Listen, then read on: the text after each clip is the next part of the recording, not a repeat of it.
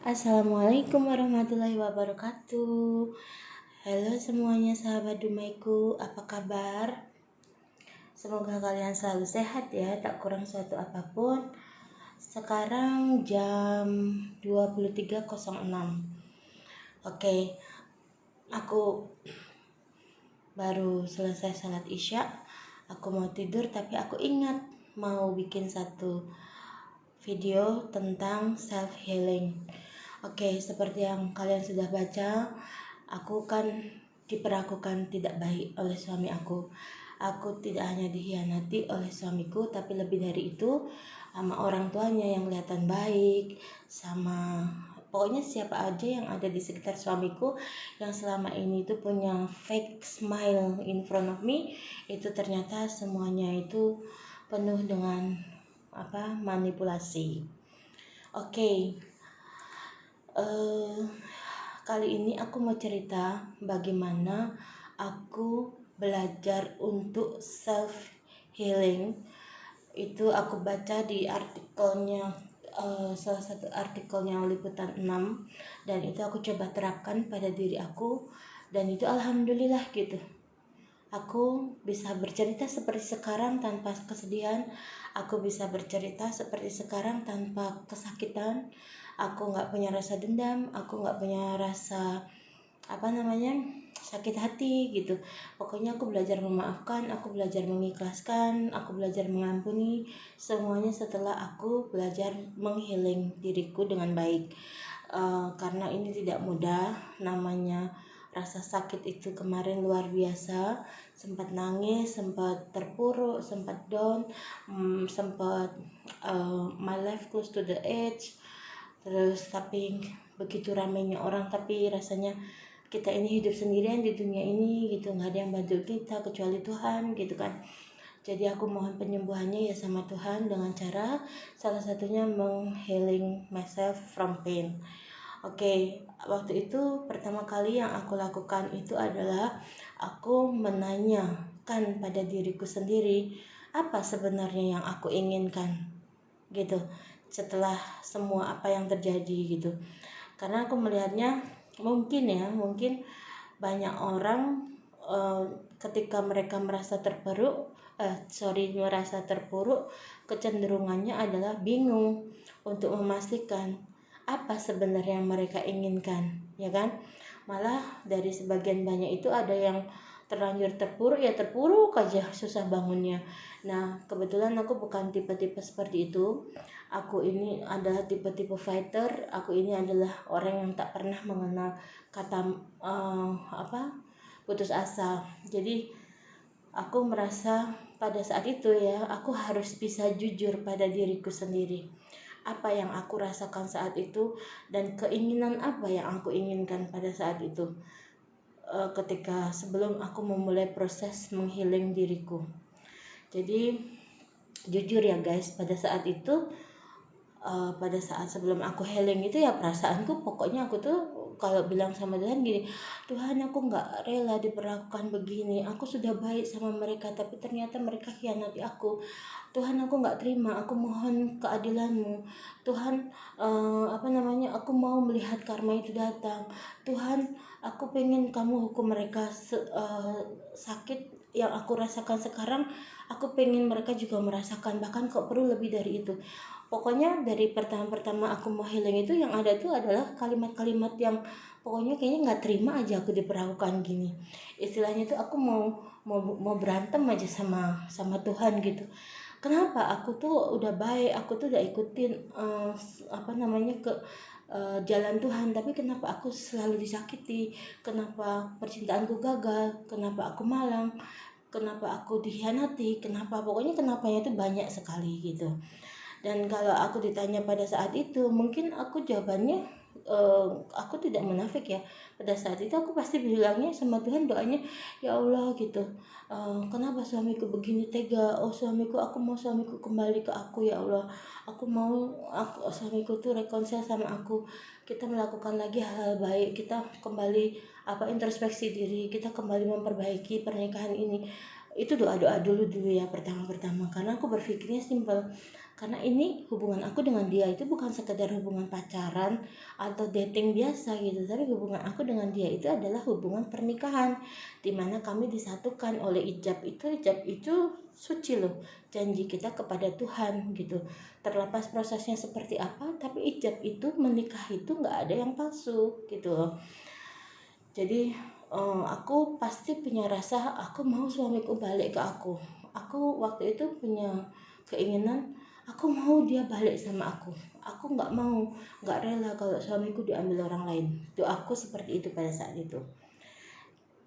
Tapi aku baru tahu sekarang guys, kalau kalian mengalami apa yang dialami oleh aku gitu ya, kalau aku boleh kasih saran sama kalian, hindari melampiaskan segala perasaan yang menyesakkan hati kalian pada sesuatu yang melukai kalian, sehingga itu tidak menimbulkan kejadian buruk lainnya gitu. Kita harus jujur pada diri sendiri, ya kan? Karena hanya kita sendiri yang mengetahui gitu sesungguhnya apa sih yang kita inginkan, atau keinginan apa yang ada dalam lubuk hati kita yang terdalam. Itu kita tidak boleh memungkiri itu. Sama halnya dengan aku pada saat itu, aku bilang kan sama Tuhan, ya Allah, my life close to the edge gitu. Tapi even he dumped me like a seed gitu, he treat me very bad, but I still love him with all the pieces gitu. Pada saat itu aku berdoanya begitu. Jadi aku tuh masih mencintai dia dengan segala apa namanya pecahannya gitu. Kayaknya pokoknya cinta banget lah istilahnya kan kayak gitu. Jadi ternyata itu kurang benar. Aku tidak bilang itu salah atau tidak bilang kalau itu tidak boleh, tapi ternyata setelah aku berjalan dengan waktu ke waktu gitu, aku bisa mengatakan kalau itu kurang benar. Jadi akan lebih baik kalau kita tidak membiarkan diri kita hidup dalam kebencian. Akan lebih baik jika kita hidup dalam rasa yang ikhlas, yang benar-benar bisa mengikhlaskan bahwa semua apa yang terjadi adalah ketentuan dari Tuhan gitu. Terus yang keduanya guys, aku mencoba berdamai dengan keadaan. Jadi karena aku melihatnya, yang aku rasakan pada saat itu, aku itu terasa luka sekali. Aku sakit luar biasa, pedihnya menyayat semilu, ya kan? Sehingga aku tuh kecenderungannya susah gitu melupakan kenangan buruk itu. Aku susah gitu menghapus segala segala tindakan buruk yang mereka lakukan ke aku. Kayaknya teringat di dalam kepalaku tuh hal-hal yang buruk itu, ketika aku dikhianati, ketika aku di sini nggak ngapa-ngapain, tapi ternyata suamiku di sana bahagia tidur tanpa ada pernikahan gitu,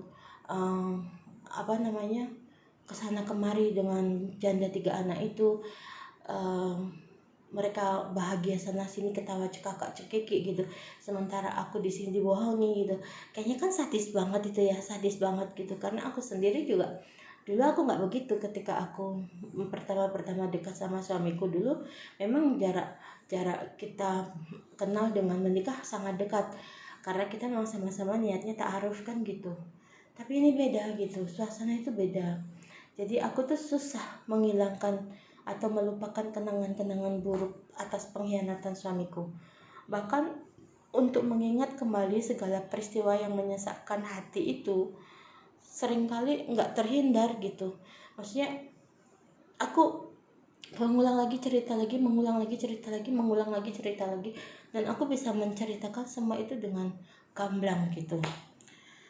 Termasuk aku share di video ini, bukan aku mau repetition gitu ya, tapi aku akan menjadikan itu sebagai kenangan aku bahwa aku sudah melewati masa-masa sulitku dulu, tapi tidak untuk reminder ya, maksudnya tidak untuk mengulang cerita itu, tapi aku hanya menyimpan ini di dalam YouTube channel aku supaya suatu hari nanti aku bisa ketawa bahwa oh ternyata apa yang terjadi dulu sama aku itu nggak seberapa dibandingkan dengan nikmat Tuhan yang aku terima gitu loh.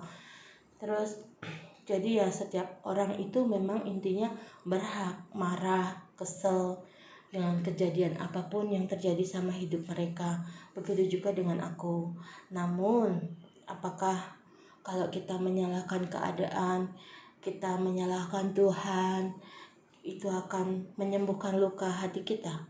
Enggak juga kan? Apakah dengan terus kita mengingat kejadian buruk itu, terus kita memaki keadaan sekeliling gitu, atau memaki semua orang-orang yang terlibat di dalamnya, bisa jiwa kita menjadi tenang, hati kita menjadi damai? Pastinya semua jawaban tidak, ya kan? Jadi aku betul-betul mencoba belajar untuk berdamai dengan keadaan. Sebab setiap hal buruk atau kegagalan yang terjadi sama kita bisa ambil itu sebagai pelajaran supaya pribadi kita lebih baik nantinya. Memang sih kelihatannya bicara itu gampang ya guys. Aku sendiri yang gak mudah melakukan itu, karena proses dari aku dikhianati sampai sekarang itu kurang lebih 2 tahun gitu. Jadi aku sampai benar-benar yang menarik diri dari kerumunan orang, yang aku gak mau jumpa siapapun, yang aku gak mau kumpul dengan siapapun gitu. Yang ada tuh aku di dalam kamar sendiri nangis, meratapi nasib gitu, meratapi keadaan gitu. Kenapa ya dia jahat sama aku, padahal aku tuh kurang baik apa sama dia, sama keluarganya, padahal aku tuh kurang bagaimana lagi gitu memperlakukan mereka gitu. Tapi balik lagi, alhamdulillah aku diingatkan sama Tuhan bahwa di dunia ini kalau kita sudah bisa berdamai dengan keadaan, semuanya akan menjadi lebih mudah buat kita untuk menjalani langkah selanjutnya. Jadi belajar dari artikel yang pernah aku baca, yang pertama itu aku masih ingat, di situ kalau nggak salah nulis tentang mindfulness. Jadi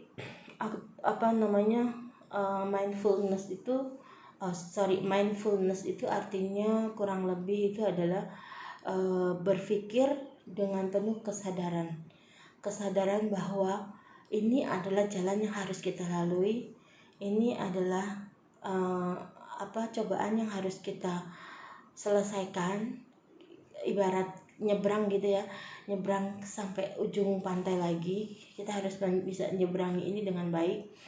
Nah, kenapa ini dibutuhkan ketika kita healing diri kita? Karena mengelola perasaan, pikiran gitu, serta lingkungan gitu ya, nantinya kita akan bisa memaknai setiap kejadian itu dengan sehat. Misalkan kalau yang kemarin-kemarin aku berpikir negatif kan tentang suami aku, tentang pelakor janda 3 anak itu, atau tentang lampir, aku berpikir negatif. Karena apa? Mereka lah yang bikin aku gak bahagia gitu. Karena mereka lah aku jadi hidupnya gak tenang 5 tahun kemarin. Aku habis dimaki-maki, diteror sama lampir dan anak-anaknya.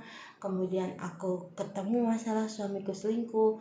Yang ketiga adalah aku dihadapkan pada pelakor janda 3 anak itu.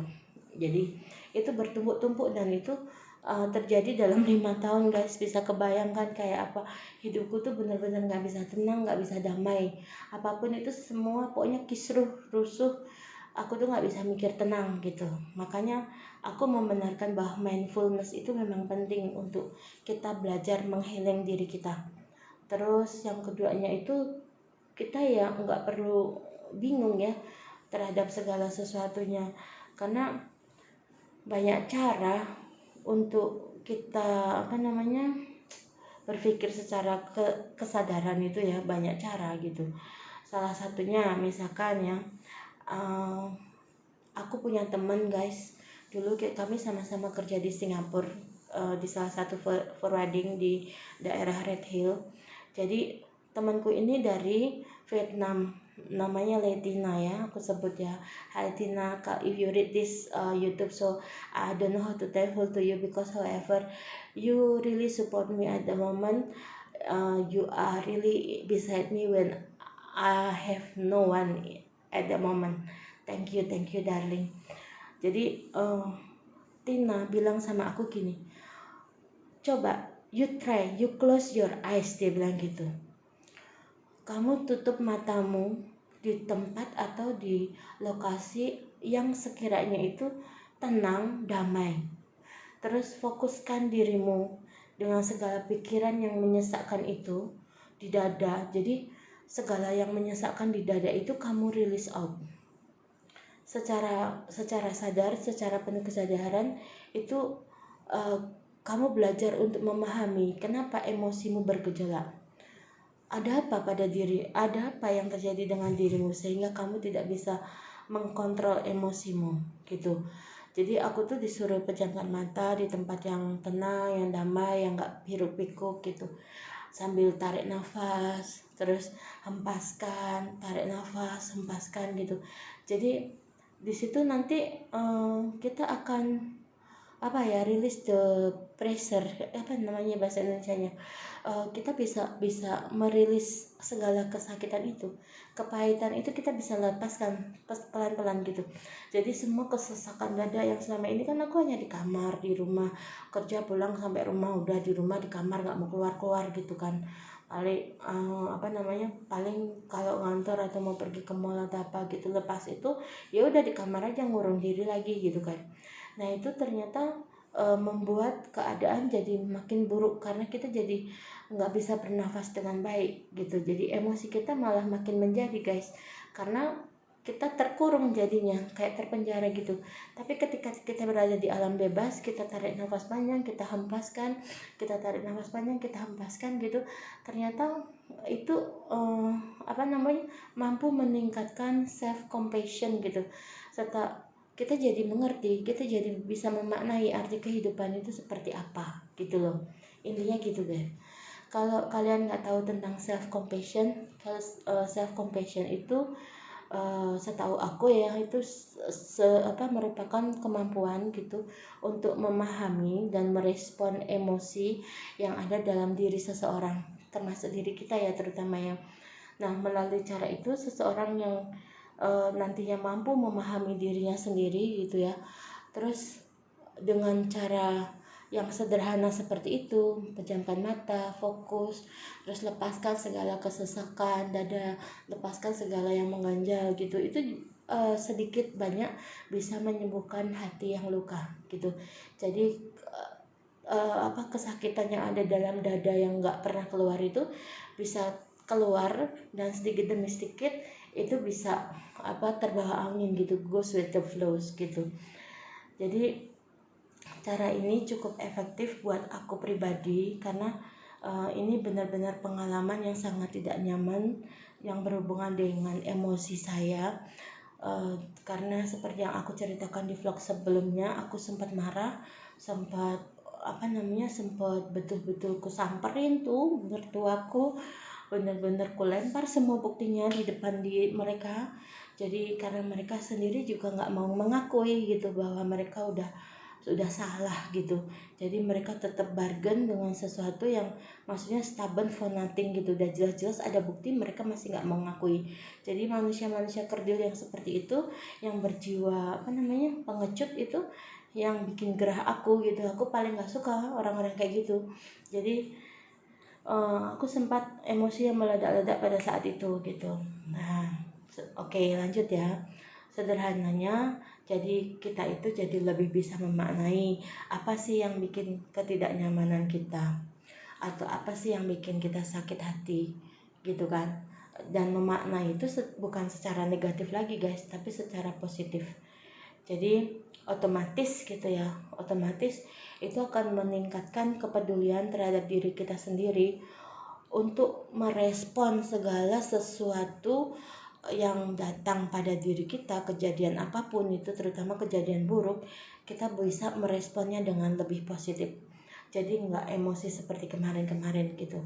Tuh salah satunya. Jadi ini salah satu cara yang konon katanya bisa menyembuhkan luka hati dengan cepat gitu. Terus yang ketiganya itu me time ya.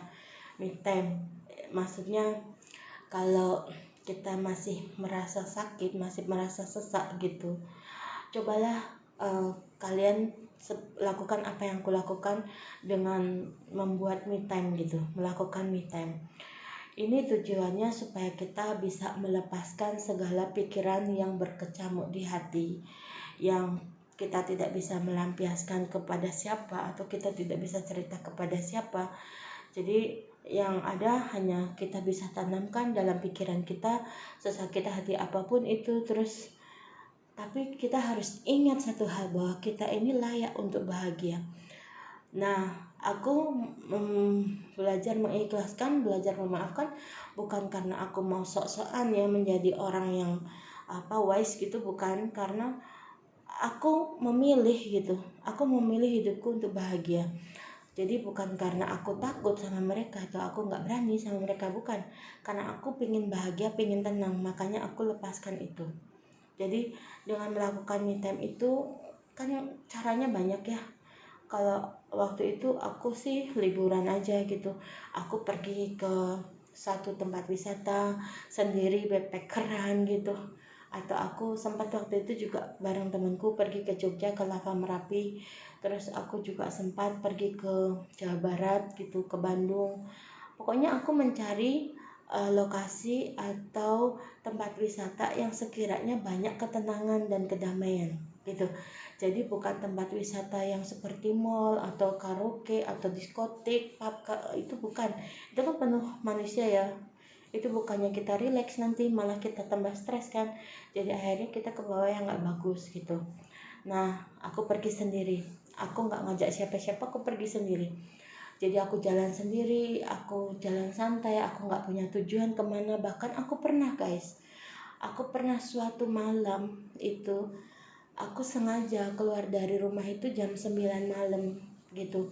Tadinya sih aku pengen beli makanan gitu ya, karena aku pada saat itu aku masih ingat aku lapar. Tapi entah kenapa gitu, aku waktu itu naik motor guys. Jadi aku nggak bawa kendaraan. Aku naik motor tuh niatnya mau jalan-jalan sekeliling rumah aja lah gitu. Muter-muter aja ngilangin stres kan. Tapi entah kenapa waktu aku mau naik motor itu kayak ada yang ngebisikin aku gitu. Kayak misalkan aku bicara, motorku kebetulan aku namain waktu itu namanya Bumi ya, motorku tuh. Jadi aku tuh ngomong sama Bumi, Bumi aku mau keluar tapi aku nggak punya tujuan, terserah kamu deh aku mau dibawa kemana, pokoknya yang penting aku selamat sampai tujuan, terus balik rumah lagi dengan sehat, selamat, nggak ada sesuatu apapun gitu kan. Jadi aku duduk di motorku, aku pergi, aku jalan, itu aku udah nggak mikirin aku mau kemana guys. Jadi itu motor jalan sendiri, sadar-sadar ya guys, sadar-sadar aku tuh sudah di Ancol loh, di depan Ancol. Jadi kebayangkan dari Jakarta Selatan ke Ancol naik motor, luar biasa kan itu jaraknya. Nah sampai di Ancol itu kebetulan waktu itu kan malam minggu. Tahu sendiri kan kalau di Ancol kan ada banyak band, ada, ini cerita sebelum corona ya guys. Ada banyak band malam mingguan, kafe pada buka di sana rame, orang juga pada pacaran banyak, lalu lalang banyak yang di pantai Lagun itu kan, mereka juga pada gitaran, pada nanya segala macam gitu kan, komplit gitu ya. Nah aku akhirnya parkir motor di situ, aku jalan tuh ke pantai Lagun gitu, sampai ke tengah laut sana kan ada gerobak apa, jembatannya gitu kan. Aku jalan aja itu, jalan sendiri ke sana. Terus udah gitu aku nyanyi-nyanyi gitu, aku karaokean sendiri di tengah malam, aku nyanyi-nyanyi. Terus aku tengah malam itu aku lihat para nelayan pada pulang gitu. Terus kebetulan hujan rintik-rintik waktu itu kan, semua orang pada kabur, pada berteduh, aku tuh masih duduk di pinggir dok itu dengan kakiku kujuntai di laut gitu ya, yang tadinya enggak basah sampai basah loh guys, sampai basah sepaha. Jadi itu tuh aku nggak berasa melakukan itu gitu, tapi itu kan ada pagarnya ya, pagar bambu gitu. Jadi badanku masih duduk manis di balik pagar itu, cuma kakiku aja yang menjuntai ke laut gitu. Terus sadar-sadar itu udah sekitar jam 3 pagi gitu ya. Nah aku mau pulang juga, aku udah takut kan, udah terlalu malam. Terus akhirnya aku di situ nyanyi-nyanyi udah capek, sampai ada orang gitaran aku ikut nyanyi, nggak kenal pun aku ikut ngeriung, aku ngopi di situ. Terus menjelang jam 4 itu kan sunyi ya, udah mulai berkurang banyak orang apa. Nah di situ entah kenapa guys, aku tuh teriak gitu di pantai itu, aku teriak, aku bilang, aku sebut nama suamiku, aku bilang, Kian kenapa kamu jahat sama aku? Kenapa kau bertega ngelakuin ini semua sama aku? Kenapa kamu khianati aku? Aku benci kamu, aku benci kamu, aku benci kamu. Aku tuh sampai ulang kayak gitu. Aku tuh teriak sendiri gitu di situ. Nah, dari sekian bapak nelayan yang pulang itu, kayaknya bapak yang ada di dekat aku itu dengan anaknya gitu, itu kayaknya tahu kalau aku tuh lagi suntuk hatinya gitu kan. Mungkin mereka juga takut aku nyebur ke laut kali ya guys waktu itu. Jadi mereka itu sampai enggak naik ke atas loh guys. Mereka tuh di perahu gitu, mereka di perahu, tiduran di perahu, dan aku tuh melihat yang lainnya pada naik, mereka tuh nggak naik gitu di situ, kayak sengaja nungguin aku gitu. Terus aku tuh teriak-teriak kayak gitu, aku nggak peduli ada banyak orang di situ, aku teriak-teriak kayak gitu. Aku sampai, Tuhan, di mana kamu Tuhan gitu? Kau bilang kamu ada di mana gitu? Aku sampai ngomong kayak gitu guys sama Tuhan. Tengah malam itu sekitar jam 3:30, 4. Aku bilang, tunjukkan sama aku ya Allah di mana engkau itu. Katanya engkau selalu ada di antara di samping hamba-hambamu. Katanya engkau itu ada dalam diri kita. Mana itu gitu? Mana, tunjukkan Tuhan, kenapa aku bisa sesakit ini, kenapa kau timpakan aku sakit. Pokoknya segala itu aku tanya sama Tuhan, kenapa gitu, banyak banget. Mungkin kalau aku jadi Tuhan gitu ya, aku jadi Tuhan, itu Tuhan bakal gini, aduh anak ini mulutnya comel banget gitu kan, manggil-manggil nama gue, maki-maki gue gitu kan, nyalain gue lagi, kenapa gitu kan. Jadi merepek mulut aku gitu kan. Aku bener-bener, mana engkau Tuhan, di mana engkau, kenapa engkau timpakan kesakitan ini sama aku, kenapa harus aku Tuhan, kenapa, salah apa aku gitu, karena buruk apa yang terjadi sama aku, yang menimpa aku sampai aku harus mengalami kepahitan ini, dosa apa yang sudah aku perbuat Tuhan sehingga aku bisa mengalami semua ini gitu. Aku tuh sampai gitu tuh sama Tuhan aja gitu.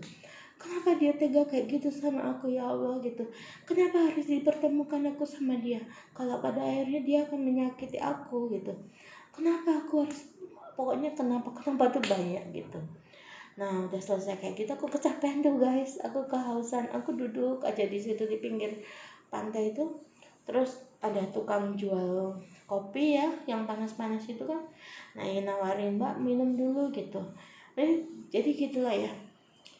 Mungkin orang yang dekat dengan aku pada saat itu memang betul tidak ada di samping saya, tapi Tuhan mengirimkan malaikat-malaikatnya untuk menjaga saya.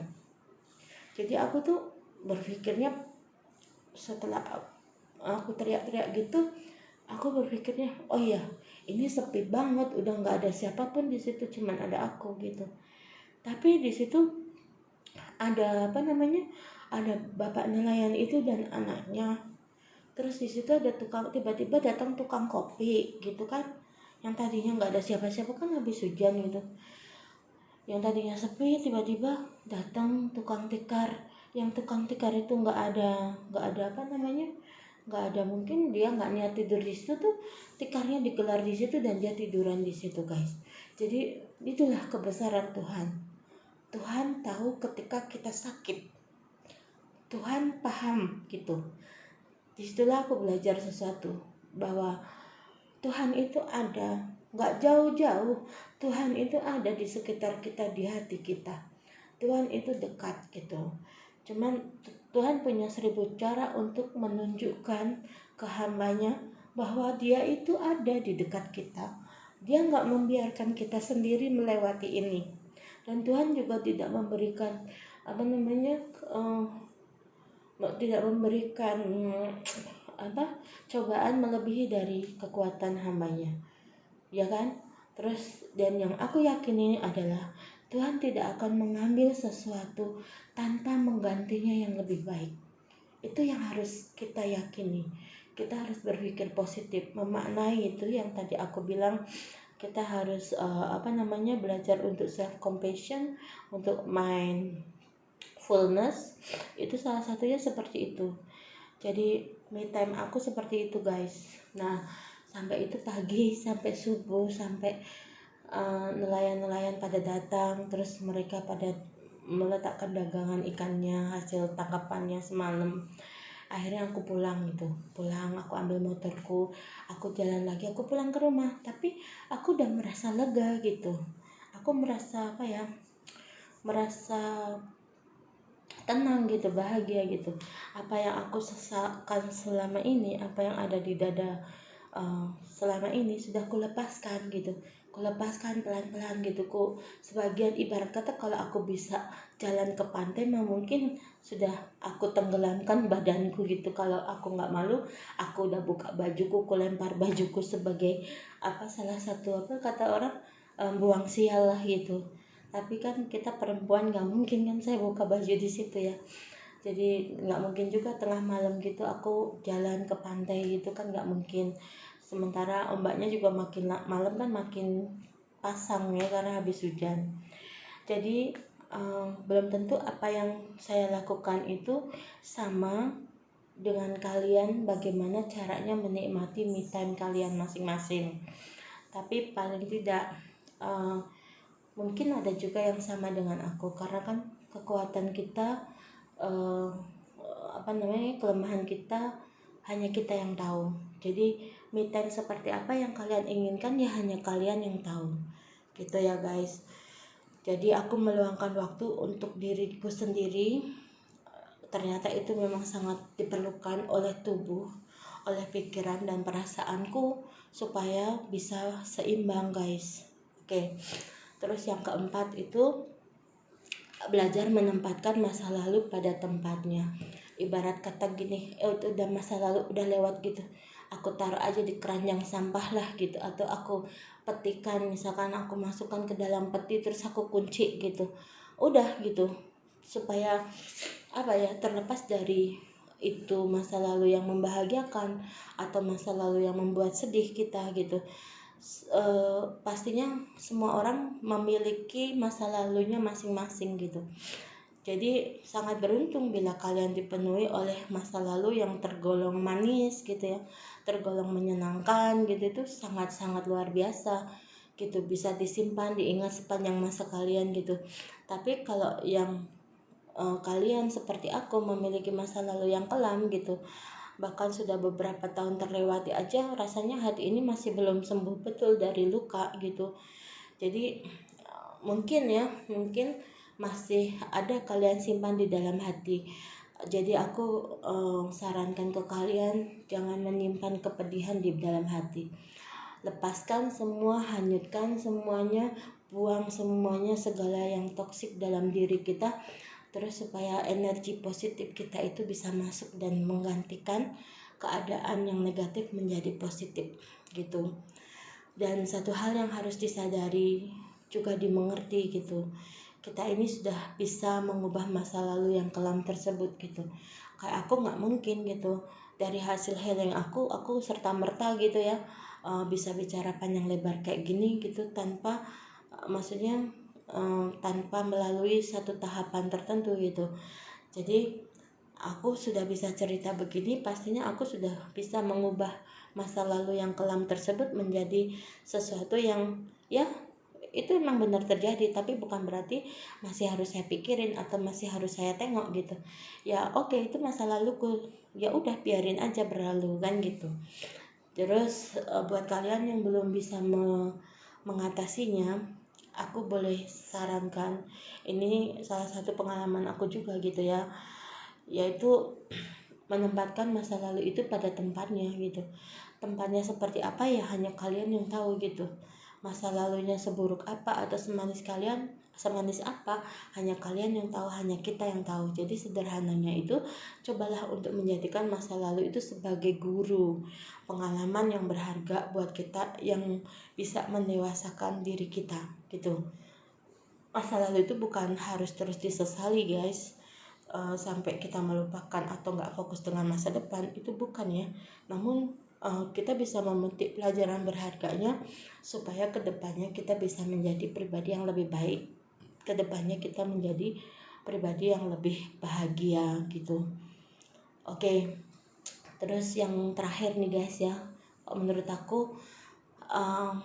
aku menjadikan penyesalan itu sebagai kekuatan. Maksudku gini guys, aku nggak memungkiri ada rasa penyesalan dalam diri aku. Penyesalan apa? Penyesalan mungkin kenapa aku mau aja diajak nikah sama dia. Aku nggak cross check dulu latar belakang dia. Aku kayak beli kucing dalam karung gitu. Jadi aku tuh kayak terhipnotis aja gitu. Terus yang keduanya aku menyesal juga kan. Aku terlalu mempercayai dia yang notabene masih manusia. Harusnya kan kepercayaan yang utuh itu hanya kepada yang maha hak, yang maha esa gitu, yaitu Allah Subhanahu wa taala. Tapi aku meletakkan kepercayaan itu pada manusia, meletakkan harapan itu pada manusia, sehingga yang ada apa? Yang ada adalah rasa kecewa gitu ya kan. Jadi aku juga sempat menyesal kenapa sih aku harus menikah sama dia gitu. Berikutnya aku juga menyesal kenapa sih aku harus datangi rumah lonte 3 anak itu, ketemu orang tuanya. Kenapa sih aku harus datang ke Kerinci sana yang notabene adalah mertuaku gitu. Yang tadinya aku nggak niat ngelabrak, tapi dengar mertuaku, kalimat pertama yang keluar dari mertuaku adalah, oh anjing itu, jadi muntap akunya, marah akunya gitu kan. Jadi yang tadinya nggak pengen keluar dari mobil, aku jadi keluar gitu. Oh yang anjing itu siapa kan gitu, lu apa gue kan gitu ya kan pada saat itu ya guys. Tapi ini jangan ditiru ya guys, itu namanya emosi aku guys ya kan. Aku pengen sharing yang baik-baik aja guys. Terus aku juga merasa menyesal kenapa aku harus mencintai dia sebegitu besarnya. Terus aku juga sempat menyesal kenapa aku mau-mau aja gitu. Maksudnya dia mau apa aku kasih, dia pengen apa aku kasih, dia pengen bagaimana aku kasih. Jadi aku tuh serba kasih aja, kasih, sehingga aku membuka celah bagi dia memanfaatkan aku gitu, karena aku terlalu baik buat dia guys gitu. Makanya dia jadi ngelunjak, jadi injak kepalaku gitu.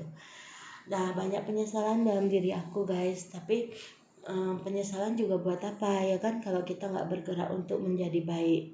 Jadi aku menjadikan penyesalan itu sebagai kekuatan utama aku, kekuatan utama untuk menghadapi masa yang akan datang gitu loh. Supaya kita lebih dewasa lagi gitu kan. Jadi supaya kita itu menjadi pribadi yang lebih baik lagi, dan masa depan kita lebih bagus kalau bisa dari dia atau dari orang-orang yang sudah menzalimi kita gitu. Jadi itu semua tak bisa dipungkiri ya, masa lalu atau penyesalan itu cenderung bisa menghantui diri kita sewaktu-waktu gitu. Biarpun kita udah lupa atau biarpun kita sudah nggak mengingat-ingat kejadian buruk, tapi suatu hari pasti akan muncul ya, itu tidak bisa dipungkirin faktanya. Jadi tapi jangan sampai menjadikan diri kita lupa bahwa di depan itu ada kebahagiaan lain yang menunggu kita gitu. Jadi mulai dari sekarang, setelah aku bisa sedikit demi sedikit self healing gitu ya, aku jadi lebih sedikit banyaknya bisa berpikir atau memandang segala sesuatunya dengan jauh lebih positif gitu. Aku belajar untuk tidak memakai amarahku, mengutamakan amarahku atau mengutamakan nafsuku di atas kepentingan lain, yang kepentingan itu sebenarnya baik, tapi karena kita udah terlanjur emosi gitu, jadi kita lupa diri gitu. Jangan sampai kejadian begitu. Terus aku juga menjadikan kegagalan pernikahan aku itu sebuah pembelajaran yang berharga pada diriku untuk menyembuhkan luka hati aku gitu. Jadi aku menanamkan dalam diri pikiran aku bahwa kegagalan ini bukan akhir dari segalanya, bahwa kegagalan pernikahanku dengan suamiku itu bukan cerita end story gitu ya, bukan, maksudnya bukan kegagalan untuk hidup yang lain juga, bukan, bahwa setiap manusia itu memang wajar kalau gagal kan gitu. Yang penting itu bukan kegagalannya, tapi bagaimana kita bangkit lebih tinggi dari kegagalan yang kita alami, sehingga kita bisa meraih impian kita, apapun yang jadi impian dan keinginan kita ya. Jadi yang penting lagi adalah kita bisa belajar untuk tidak melakukan kesalahan yang sama di masa yang akan datang gitu guys. Oke guys, dan aku tuh juga pernah ya guys sempat menghubungi salah satu terapis gitu, atau dibilang psikologi lah apa nggak ngerti ya. Pokoknya aku tuh sampai suntuknya sampai aku waktu aku telepon itu aku sempat nangis gitu sama mereka. Aku bilang kok aku menceritakan apa yang terjadi sama aku gitu. Terus tapi ternyata memang semua adalah manusia hanya bisa berencana, Tuhan yang menentukan. Karena ternyata ada corona guys. Jadi ada corona selama 3-4 bulan kemarin, sehingga yang tadinya aku berschedule untuk datang terapi seminggu sekali atau 2 kali dalam seminggu, itu karena corona kita tidak jadi pergi guys menjumpai psikiater itu atau menjumpai terapis itu. Aku menghubungi mereka karena aku berpikir kayaknya aku nggak bisa melakukan self healing gitu kan, ini terlalu rumit buat aku, terlalu sakit. Jadi aku butuh seseorang yang bisa mendampingi aku, menghealing rasa sakitku gitu ya, dengan menerapi aku atau dengan mengkondisikan aku supaya aku bisa melepaskan semua beban kepahitan ini. Tapi balik lagi, manusia hanya bisa berusaha, tapi Tuhan yang punya akhir segala cerita. Jadi sampai dengan detik ini aku nggak jadi datang ke terapis tersebut. Untungnya mereka orang yang baik dan mengerti. Jadi aku sampaikan sama mereka, aku menghealing diriku dari, aku belajar self healing.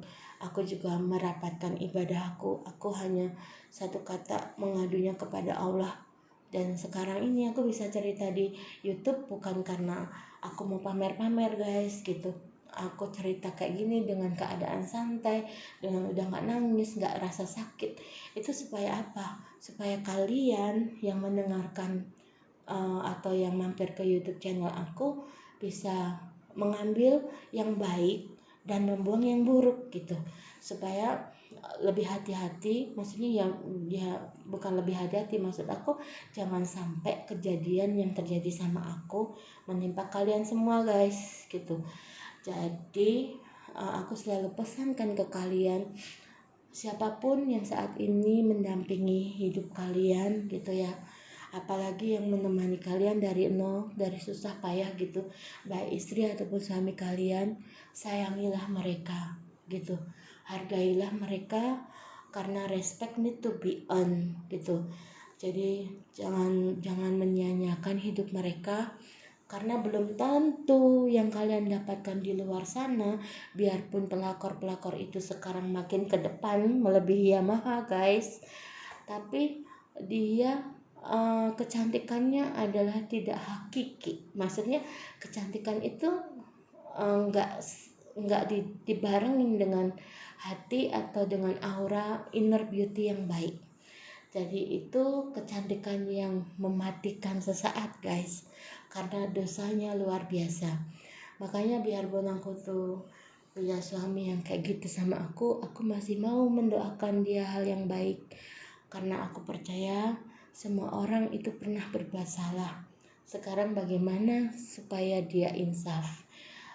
Tapi aku tidak menaruh harapan untuk balikan sama dia lagi guys. Aku lebih memilih untuk melanjutkan hidup aku sendiri. Sekarang ini aku juga happy, my life is so happy with or without him. Tapi aku juga gak mau mendahului kehendak Tuhan. Apabila Tuhan menghendaki aku dan dia kembali bersatu, jadi aku jalani apa yang ada di depan. Aku lakukan yang terbaik buat hidupku. Aku ambil pengalaman dari kejadian lampauku. Semoga ini semua tidak terjadi lagi. Jadi semoga kedepannya itu adalah bahagia yang datang dengan orang yang tepat di waktu yang tepat. Jadi kebahagiaannya sempurna gitu ya guys. Itu aja. Terima kasih. Assalamualaikum.